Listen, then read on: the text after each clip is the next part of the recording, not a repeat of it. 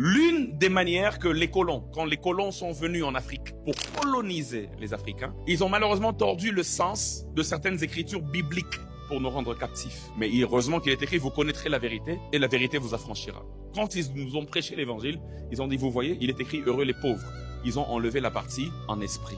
Et heureux les pauvres, car le royaume des cieux est à eux. Donc, ils nous ont conditionnés à aimer la pauvreté. Vous allez d'ailleurs vous rendre compte que vous le vouliez ou pas, tout le monde a tendance à croire quelque part au fond de sa tête qu'un vrai enfant de Dieu doit être pauvre. Quand tu es trop riche, directement on pense que tu as signé un pacte avec le diable, comme si Dieu ne peut pas donner la richesse. Quelque part, on a eu comme tendance à croire que pauvreté rime avec spiritualité et que richesse rime avec perversion. Mais il est possible, même on voit dans la Bible, des gens qui ont été riches et qui ont été corrects avec Dieu. D'ailleurs, la pauvreté matérielle n'est pas toujours le signe du caractère chrétien, parce qu'il y a aussi des pauvres méchants.